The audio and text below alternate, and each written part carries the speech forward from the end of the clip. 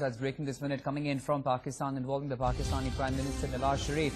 On a day when hearing was adjourned to tomorrow in the Panama case, NewsX has accessed the joint investigation team papers where Pakistan Prime Minister Nawaz Sharif has cited a technical reason. Well, let's go across to my colleague Ashish joining us with further details on this one. Ashish, what more can you share with us? Pakistani Prime Minister Nawaz Sharif already in the dock when it comes to the investigations and papers of the Panama scam. But right now, what is it that's technical reason he's citing? The objection by Prime Minister Nawaz Sharif's lawyer in the Supreme Court is that the JIT did take more than the required time that was allotted to the JIT, the Joint Investigation Team, a six-member team that was formed to investigate this particular matter against Prime Minister Nawaz Sharif. Now, what is happening here is Prime Minister Nawaz Sharif has realized that there are a lot of evidence that have been gathered against him, and also there is other factor that's working in the entire investigation is the power stuck between the government and the Pakistan Army and ISI. That is also playing a very crucial role here.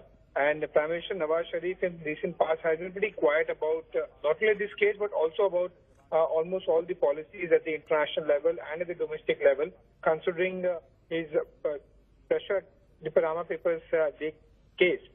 This is something which what we have been given to understand that Prime Minister Nawaz Sharif has filed an affidavit in the Supreme Court by his lawyer. It's a 15-page affidavit that has been filed by his lawyer, Rifaqat Hussain Shah. He is basically the advocate of Pakistan Prime Minister Nawaz Sharif in this court, in which he is citing that the JIT more than the allotted time, at least 6 days more, and that's why the JIT was influenced in these 6 days against Pakistan Prime Minister Nawaz Sharif.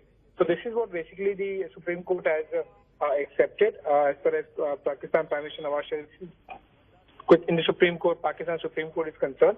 Also, the Supreme Court has mentioned that this is a breather for the Pakistan Prime Minister, a breather for the Pakistan Prime Minister, that the findings of the JIT, the Joint Investigation Team, will not be binding. So, even after JIT submitting the report against Prime Minister Nawaz Sharif, the Supreme Court is now compulsion to accept that report and order further in this entire case of Panama Papers. Okay, in fact, Ashish, just give me a moment here because there are some more updates that are coming in at this given point of time on the kind of objections that Pakistani Prime Minister Nawaz Sharif really has where this entire JIT is concerned. It is being said that in the courts, his lawyer has been actually questioning and objecting to one of the officers in the JIT. So that's one last straw really that Nawaz Sharif and his counsel has right now in the courts because the Prime Minister's attorney there is saying that this JIT and in which there is this one ISI official, he did not even hold intelligence agency office, and the fact that he is there in that capacity is something that they are objecting to, and because of which we're looking at this breather,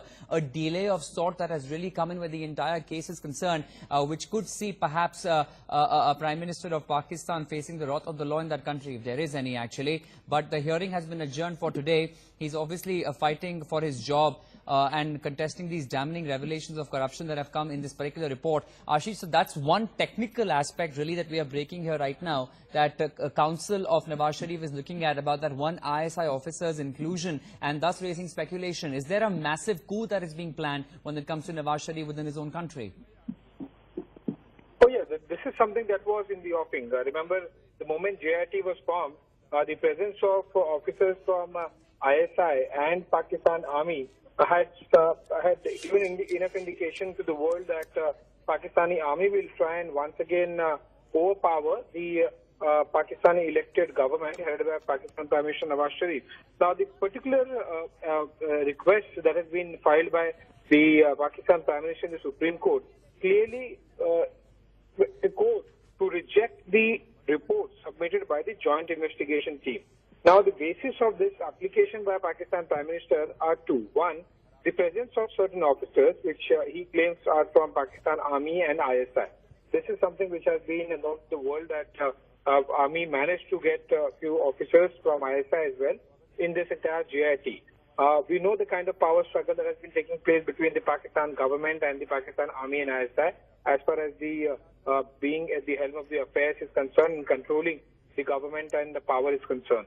Apart from that, the second technical reason that has been cited by Pakistan Prime Minister Nawaz Sharif in the Supreme Court is that the JIT has crossed its time that was allotted to it by at least a week, by 6 days or 7 days. Okay. The JIT has crossed the limit, and in these days, Pakistan Prime Minister Nawaz Sharif claims that the officers of the Joint Investigation Team were influenced. By whom? That is something that has not been mentioned. Okay. They were influenced and the presence of certain officers. So these are the two technical reasons on the basis of which the Pakistan Prime Minister has approached Supreme Court.